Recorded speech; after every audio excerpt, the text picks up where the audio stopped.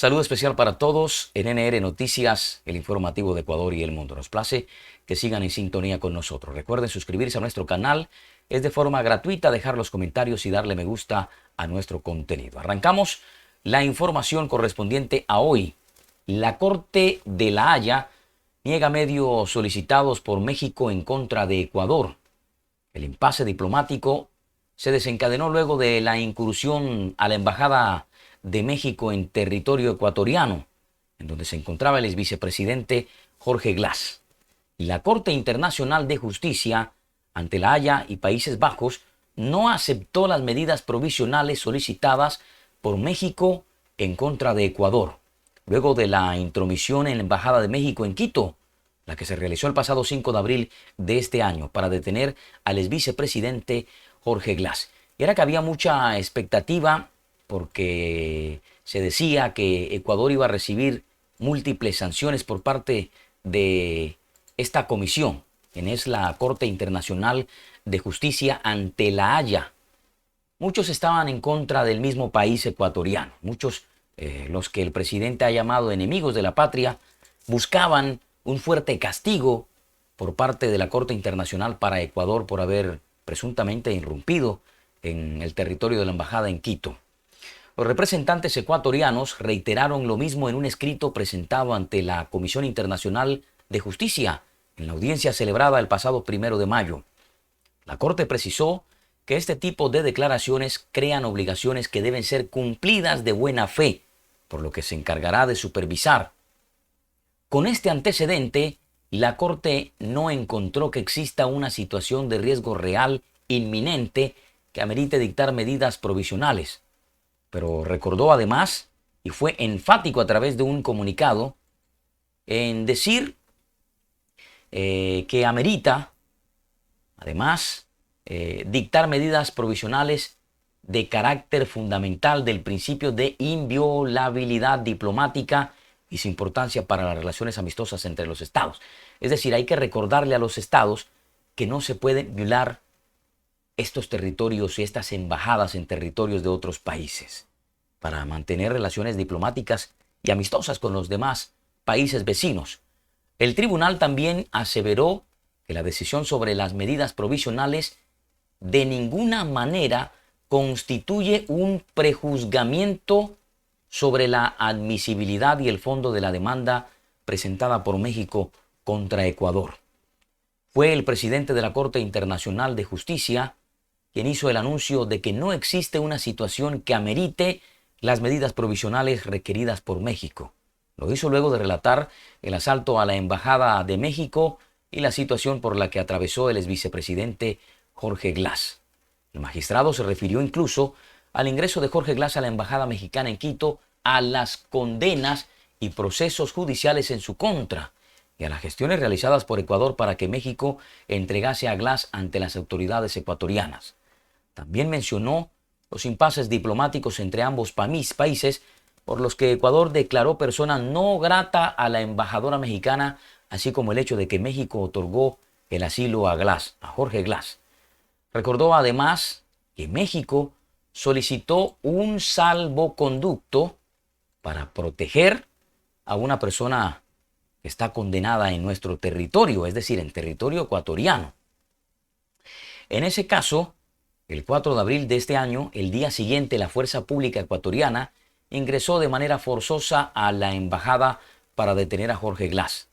Recordó que México solicitó entonces un salvoconducto al gobierno ecuatoriano el 4 de abril de 2024. Y al día siguiente, la Fuerza Pública Ecuatoriana ingresó, como ya lo indicamos, a la embajada en territorio ecuatoriano. Dijo que ese fue el detonante para que México rompiera relaciones diplomáticas con Ecuador. Pero la pregunta es, ¿cuáles fueron las medidas provisionales solicitadas por México? ¿Qué pretendía México que pasara con todo esto? Se los vamos a contar. Primero, que el gobierno ecuatoriano proteja las instalaciones de la embajada, su propiedad y sus archivos. Segundo, que el gobierno ecuatoriano se abstenga de ingresar a la embajada de México en Ecuador. Y por último, que el gobierno ecuatoriano se abstenga de realizar cualquier acción que pueda alargar o agravar la disputa entre ambos estados. Por su parte, el gobierno de Ecuador recibió con beneplácito